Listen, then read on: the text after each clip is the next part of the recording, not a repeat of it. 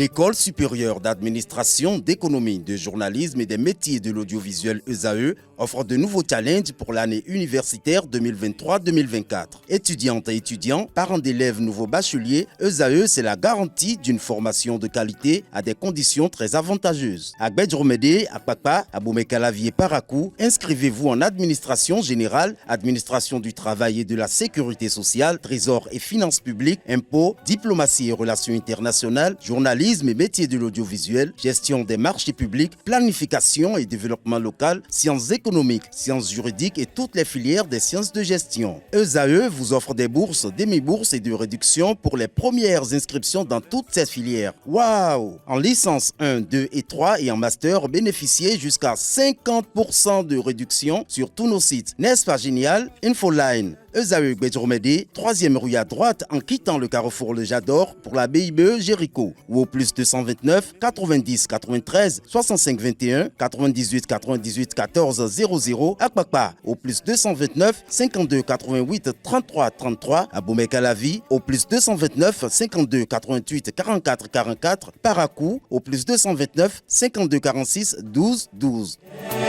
ESAE, l'excellence à un an. Chers internautes, bienvenue sur ce nouveau numéro de 100% culture que j'anime comme d'habitude avec Salmo Sogosipé. Aujourd'hui, nous parlerons d'œuvres littéraires. Bonjour Salmo. Bonjour Billy Leby, bonjour à tous les amis de la culture. C'est vrai, nous sommes dans le domaine de la culture aujourd'hui, de l'écriture précisément. Alors, il est avec nous sur ce plateau, un jeune écrivain qui va se présenter à nos amis internautes. Bonjour. Bonjour. Alors, présentez à nos amis téléspectateurs. Je réponds au nom de Steven Sosuper. Je suis béninois. Oui. Je m'essaie à l'écriture. Et voilà, donc vous allez nous parler un peu de votre parcours. Oui, en bref parcours, rapidement votre étude. Comment est-ce que vous êtes arrivé là? Mes études, j'ai fait le primaire entre Cotonou et Komé. J'ai eu mon super à Komé. J'ai eu mon BPC à Abomey, au CG1 à Abomey. Oui. Et mon bac, je l'ai eu à Hadjara, au CG1 à Hadjara. Dans les années 2013. Ah oui. 2013. Après ça, j'ai fait une licence en sciences politiques. Bon, je viens de m'inscrire en master. Alors, À l'UAC à l'université de Boumekalavi. Et vous étudiez sciences politiques toujours? Non, là, je fais un master en droit de l'homme, Oui. couplé avec un master en administration générale et territoriale. Ce qui n'a forcément rien à voir avec l'écriture, votre domaine d'écrivain. Alors, depuis quand écrivez-vous? Puisque Depuis quand j'écris? Bon. J'ai accouché un premier poème dans les années 2008 sur la motivation, les citations d'un copain. J'avais un ami qui disait, mais Steven, il faut et je ne vais pas vous raconter. Sinon, pour la première fois, c'est lui qui a écrit un poème et il a mis nos deux noms dessus. Et donc, il fallait finalement assumer. Okay. Donc, quelques jours après, j'ai dû écrire 2 et j'ai mis son nom dessus. C'est comme ça qu'a commencé l'aventure. Et oui, mais est-ce que c'est paru? Vous avez publié? Non, c'était cela, c'était juste pour s'amuser au collège. C'était juste des challenges. Ok, la première publication date de quand? C'est Affaire de verre, c'est maintenant, ça veut sortir. Oui. Ça veut sortir. À quelle date? Et déjà le samedi prochain, le samedi 11 novembre. Et c'est intitulé Affaire de verre. Oui, Affaire de verre. C'est quoi? C'est quel type de recueil? C'est un recueil roman ou... Oui, c'est un recueil de poèmes. À l'intérieur, on a 33 poèmes. Oui. À l'intérieur d'Affaire de verre, nous avons 33 poèmes.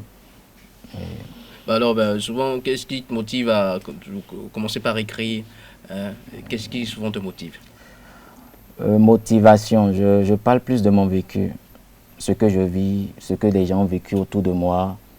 Des fois, quand je suis témoin ou quand je ressens, c'est plus mes vécus, mes ressentis, j'écris. C'est un peu de ça que tu as parlé dans le livre, dans le recueil? Ouais. Tout le livre n'a été que ressenti et vécu. Et vous avez été...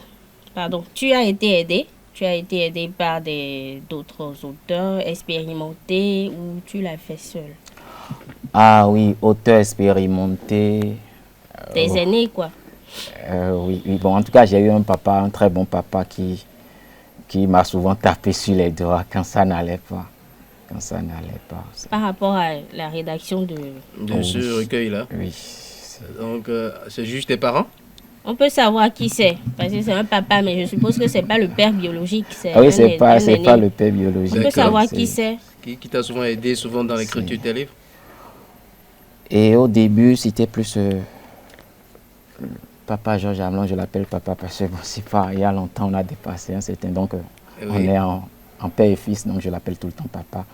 Donc c'était plus lui, avec l'amour du père, qui était là à corriger, à dire Monsieur non, Georges Hamelin est un journaliste.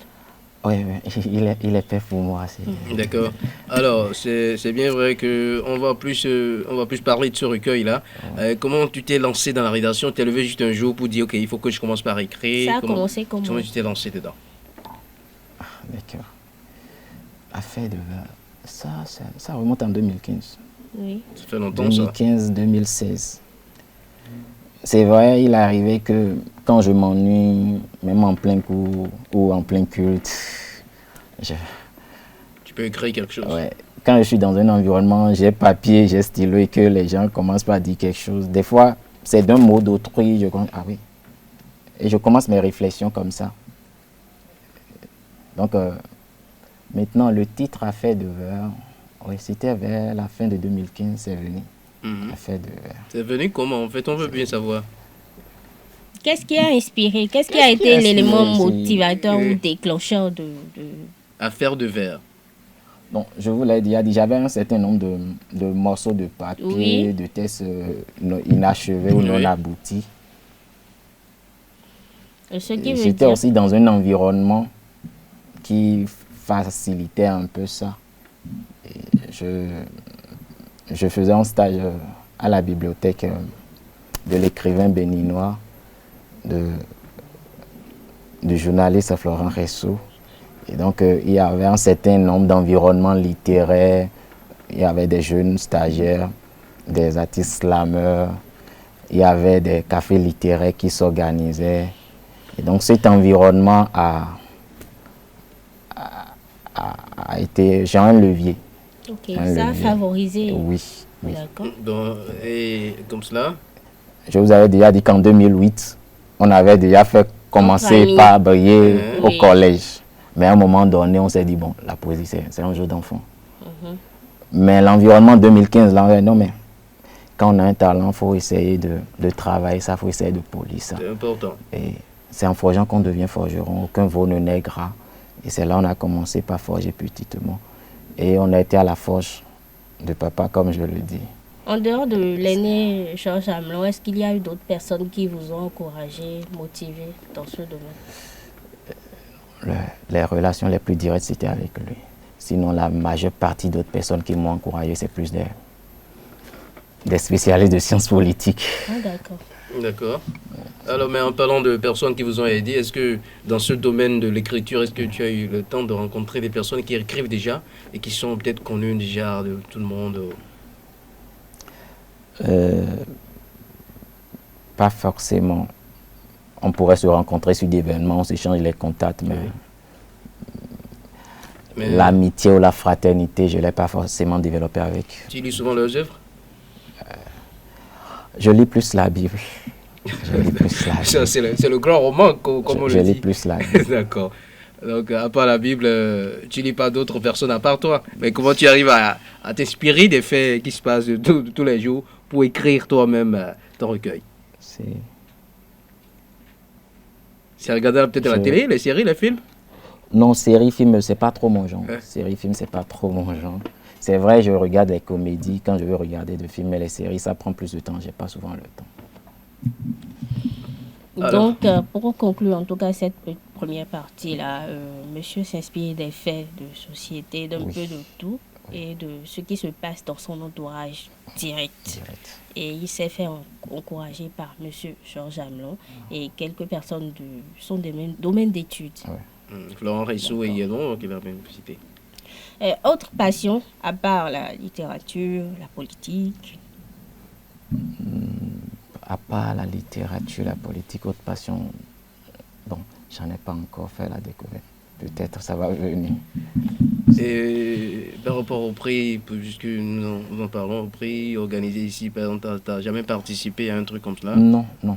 Pas encore. C'est très tôt, on m'a mis en tête que les concours sont... que les concours, c'est juste des cons qui courent. Et donc, si on n'est pas con, on ne va pas concourir. Ça a beaucoup agi sur moi. Sinon, dans les 2008-2009, je voulais participer à un certain nombre de concours pour me faire entendre, pour me faire voir. Mais on m'a dit non, non, ça c'est pour les petits, pose-toi, travaille. Il faut expliquer aux internautes qui ne comprennent pas cette expression-là, les cons qui courent. Qu'est-ce que ça veut dire? C'est des concours alors. Bon, c'est pas de moi, comme je vous l'ai dit. Je voulais un temps soit peu m'afficher ou me faire entendre.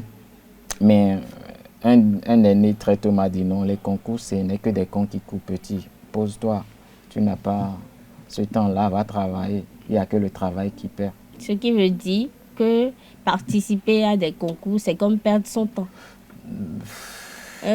Non, non, je vais vous expliquer. Voilà, il faut expliquer, c'est ce qu'on veut savoir. Sa logique serait que vous écrivez, vous dégagez, et c'est aux éditeurs, oui, aux organisateurs de concours d'aller prendre l'œuvre et de voir si il y a quelque chose à célébrer dedans. Mais ce n'est pas à vous d'être en train de courir sur des événements, sur un certain nombre de choses pour dire, bon, oui, on fait.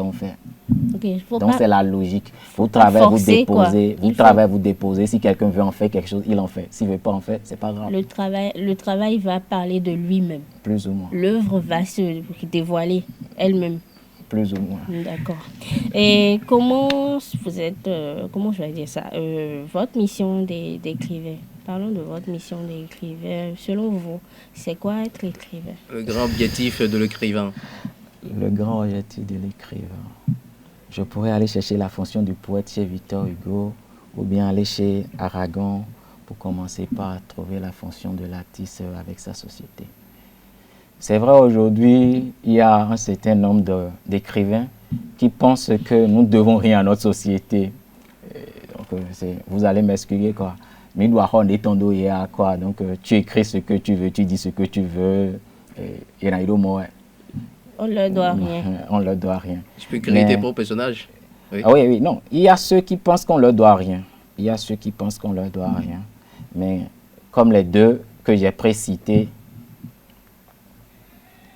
le bas peuple vit des choses qu'il ne pourra pas forcément dire ou qui peuvent être là où on doit les dire.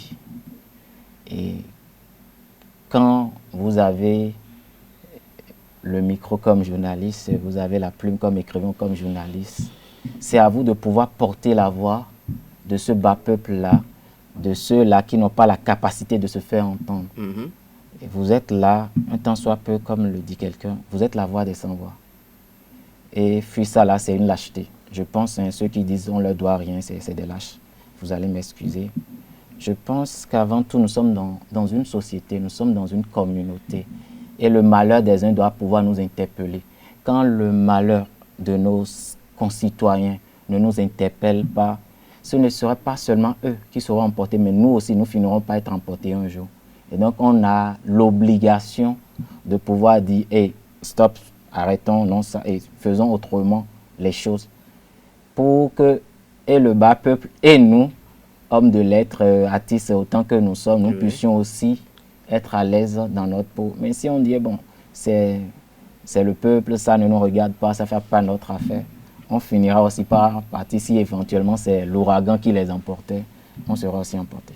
Autre question, parlons du bas peuple. Oui, le bas peuple. Que vous défendez à travers votre recueil ou vos pensées et tout ça, ce que vous accouchez sur des feuilles. Dans cette catégorie, dans cette couche de bas peuple dont on parle, certains ne sont même pas au courant qu'il y ait des gens qui les défendent parce que peut-être ils sont analphabètes ou ils ne s'informent pas. Vous pensez qu'on peut faire comment pour leur faire savoir qu'il y a des gens, qu'il existe des écrivains, des artistes, je ne sais pas, des journalistes qui pensent à eux, qui militent en leur faveur. En tout cas, pour ceux qui ne s'informent pas et ceux qui ne savent même pas lire ni écrire. On fait comment pour leur faire savoir qu'ils ne sont pas oubliés, qu'il y a des gens qui militent en leur faveur? Allons de façon simple et terre à terre. D'accord, puisque... Bon, d'abord, même, je ne vais même pas supposer. Hein? Pour venir ici, il y a un certain nombre de voies qui ne marchent pas. Et donc, il faut trouver de pied à ces voies-là pour que ces voies-là puissent marcher. Pour ne pas dire que... C'est vrai, aujourd'hui, on est en train de faire des efforts de construction de voies, mais il reste encore à faire. D'accord. Donc, en le disant, le bas peuple pourra rouler, pourra marcher sur des voies sans savoir forcément d'où c'est parti. Mais c'est parce que vous, à un moment donné, vous avez dit, mais ah non, devant nous, là, il y a des trous. Devant nous, là, il y a des flaques d'eau. C'est juste ça. Ne cherchez pas loin.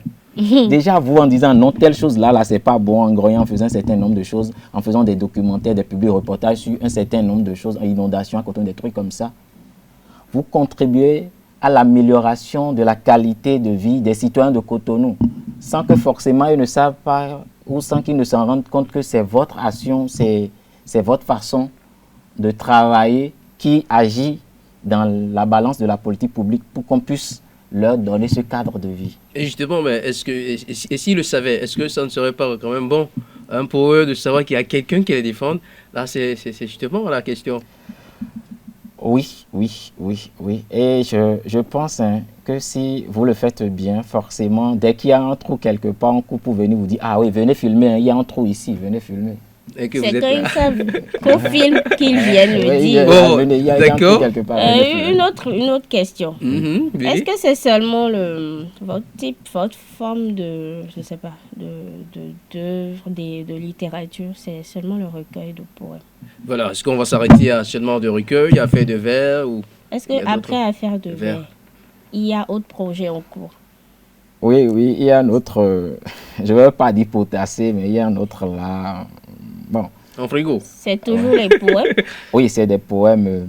Même si je m'essaie à d'autres gens, j'aurais bien aimé aller plus sur des essais, allant plus dans le sens de ma formation. Mais ça là, on n'est pas pressé, on y va mollo. Alors, parlons, excuse-moi, je t'écoute. Oui. Parlons d'autres genres auxquels vous essayez. Oui, je m'essaie déjà à l'essai. Oui. Mais ce sera un peu plus dans le sens de politique. Et de nouvelles aussi. Mais le roman, je ne l'ai vraiment pas encore. Ça ne vous intéresse pas? Pas encore. Peut-être que ça va venir. D'accord. Alors, monsieur Sosoupé, c'est vrai que comme vous, il y a plusieurs personnes qui ont envie de devenir écrivains, peut-être en suivant juste cette émission, on ne sait jamais. Mais c'est quoi le conseil que vous avez à leur donner? Et pour les quelques fois, j'ai été sollicité pour des ateliers d'écriture. Je pense que tout le monde peut écrire. Moi, je pense que tout le monde peut écrire. Tout le monde n'est pas de mon avis. Il y a deux grandes écoles plutôt. Il y a ceux qui pensent que non, il faut forcément une muse, tout le monde ne peut pas écrire. Mais il y a ceux qui pensent que tout le monde peut écrire. Moi, je fais partie de je suis partisan de l'école, tout le monde peut écrire. C'est plus les anglophones qui partagent ça.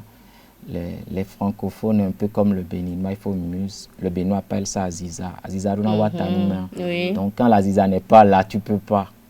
Pour le béninois, il te faut l'Aziza à tout prix. Forcément. Quand il n'y a pas Aziza. Non, c'est que Normalement, selon vous, il faut ça. l'écriture est accessible à tout le monde. À tout le monde. Et quand je débarque sur les ateliers d'écriture, je dis simplement pour devenir écrivain, c'est simple. Est-ce que tu as 125? Si tu me dis que tu as 125, je te dis bravo. Toi, tu es déjà écrivain. Ben, ça veut dire quoi? 125 pour faire quoi? 125. Quelqu'un qui a 125 est écrivain, à moins qu'il ne le veut pas. D'accord, ben expliquez-nous. 125, ça va servir à quoi? Ok, d'accord. 125, vous achetez un cahier de 100 pages, Voilà. de pages 100 pages, un crayon à papier de 25 francs. Tout simplement. C'est tout. Un crayon et un cahier. Un crayon, un cahier. Je dis, l'écrivain n'a pas de vacances, l'écrivain n'a pas de retraite, l'écrivain ne chôme pas. Chers internautes, selon M. Sosoupé, il faut avoir 125 pour être écrivain. Un cahier de 100 pages. Ouais, un cahier et de 100 pages. un crayon à papier de 25 francs. Et c'est parti. Vous êtes déjà écrivain. Ben, il vient de dire quelque chose à la fin, l'écrivain ne chôme pas. Oui. Ça veut dire là forcément que ça remporte assez les cas d'être écrivain. Oui, on veut bien savoir, est-ce que ça nourrit son homme? Ah, et quand il dit ne chôme pas, c'est dit il n'est pas désœuvré. Ok, Je il est parle- toujours en train d'écrire quelque chose. Ouais, il n'est J'ai pas été- désœuvré. J'ai été précis alors. Donc, quand il prend son cahier de 100 pages et son crayon à papier de 25 Il francs, manque pas à d'inspiration. n'importe quel moment, quelqu'un va faire quelque chose devant lui, il griffonne ça sur papier. D'accord. Et c'est D'accord, parti. c'est dans ce sens. Ouais. Voilà. Puisque de toute façon, Affaire de verre va sortir, comme pour rappel, Affaire de verre va sortir le 11 novembre prochain. Et c'est après ça si on saura si le métier là, ça paye chez vous ou pas. Ah oui. Après le lancement, on verra Oui, si c'est après le lancement, on verra si... vous avez pu profiter de ça ou si, pas. Si, comme chantait quelqu'un, affaire de... Ah oui, ça, on est vraiment dans le verre là. Oui, oui. Si c'est un petit verre, si c'est un grand, et si on peut boire avec. D'accord. Donc ce n'est que le... Non, c'est même pas dans 1 an, 2 ans, on pourra dire si affaire de verre, c'est un petit verre à boire ou si c'est un En gros tout cas, dans verre. les jours à suivre. Je sais on saura. que on peut profiter de ça sur plusieurs années, même dans 50, 10 ans, ça peut continuer à payer. Ah Sûr. ouais, même Ouais. après votre mort, vos enfants peuvent en manger. Ouais, Donc, pourquoi pas. Donc, ce dont on parle, Affaire de verre, voici le modèle, voici un exemple de ça. Et moi, je voudrais savoir, avant de conclure cette émission, Affaire de verre. Affaire de verre. Est-ce qu'on peut avoir un extrait Vous me disiez un extrait Ouais. ou vous allez le lire? vous disiez un extrait? L'exercice là est souvent peut-être. compliqué à faire à mon niveau. Ah bon. Je vous demanderai peut-être de nous louer votre voix. Vous ouvrez un texte au hasard, vous le lisez aux internautes. Et Parce s'il y a de la matière, on va voir. Il y a quelque part, on s'est mis les barbus là. Je ne sais pas de quoi En tu es attendant les inspiré pour défauts. écrire les barbus. Bon, vas-y. Non, mais je crois que les barbus se retrouvent à la page 26. Donc, on va lire un peu. C'est pas inspiré de mes barbes, hein. Alors, les barbus, c'est fantastique, errant. Ont-ils du cœur pour les sentiments? Pourquoi accusent-ils l'humanité d'être comptable de leur aminosité? Animosité, pardon. Alors, ces vilains artisans de l'humanité, l'inhumanité, vivent des pauvres corps ensanglantés. Ils avoueront publiquement leur stupidité, abandonnant le mensonge. On va reprendre. On va reprendre. Je bon, pense moi, que... je vais juste lire. Oui, on reprend. Deux petits extraits. Les barbus, ces fantastiques errants, ont-ils du cœur pour les sentiments? Pourquoi accusent-ils l'humanité d'être comptable de leur animosité? C'est intéressant. Bon, c'est vous qui le dites. D'où est parti ce titre, les barbus? Les barbus, c'est vrai. Je me demande si aujourd'hui je peux l'assumer. En tout cas, qui est-ce qu'on appelle les barbus? D'espérer comment C'est les barbus... méchants. Et Ou c'est qui les barbus? en 2015 ou 2016, quand je l'écrivais, Oui. le terrorisme était très très loin de chez moi. Ah d'accord, les djihadistes. Mais aujourd'hui, c'est tellement proche de chez moi que permettez-moi de ne pas aller trop dedans. Ah oui, puisque tous ceux qui ont des barbes ne sont pas méchants. Hein? Oui, tous ceux qui ont les barbes ne sont pas des méchants. C'est d'abord parce qu'ils ont été stigmatisés aussi de la sorte. Et je pourrais même vous demander si c'est pas pour dire, ok, tous ceux qui sont barbus ne sont pas terroristes que vous portez des barbes, par exemple. Parce qu'il y a des gens que j'ai connus qui ont commencé par porter des barbes juste pour ça. Oui. Je disais, pourquoi est-ce que... Et dans le pourquoi est-ce qu'il faut aussi avoir de barbes pour montrer que non, tous les barbus sont pas. Non, tous les barbus sont pas. Mais que c'est parti de l'art. C'était leur marque déposée. C'est ceux qui étaient barbus qui ont commencé par poser les bombes. C'est tout. Mais ils n'étaient pas que attention, barbus. c'est profond là. Ils avaient souvent un foulard, soit un foulard ou... Et C'est quand vous quand voyez, les c'est foulards souvent descendaient des... qu'on voyait les barbes. Je ne veux pas donner le nom d'un pays ici, mais quand vous voyez, c'est pas forcément des gens qui sont... bon, en tout cas, je préfère qu'on rentre pas sur ce terrain-là. Non. Si la nature m'en avait donné, moi-même, j'emporterais pour mieux faire la com pour eux. Certainement. D'accord. Chers internautes, pour découvrir cet ouvrage, ce recueil de poèmes intitulé Affaire de verre, vous êtes invités le 11 novembre au rendez-vous. Et c'est où? Le 11 novembre, c'est à la bibliothèque Béné Silence de Godomé, dans la salle Aimé Césaire, à 9h00. D'accord. Super. Il y a un contact à laisser rapidement pour les internautes? Un contact, oui. Le 66 97 87 43. Super. Alors, merci à tous ceux-là qui nous ont suivis. Moi, je crois que nous sommes pratiquement déjà à la fin, Billy. Nous sommes à la fin. Merci Salomon, merci Monsieur Sogo Sikbe pour cette présence. Je pense que c'est Soussoupé. Pardon, je confonds. Merci Monsieur Soussoupé pour cette présence. Merci Salomon Sogo Sikbe. Voilà. Merci à vous, chers internautes, d'être restés à nos côtés. J'espère qu'on se retrouve pour la prochaine fois. À très bientôt.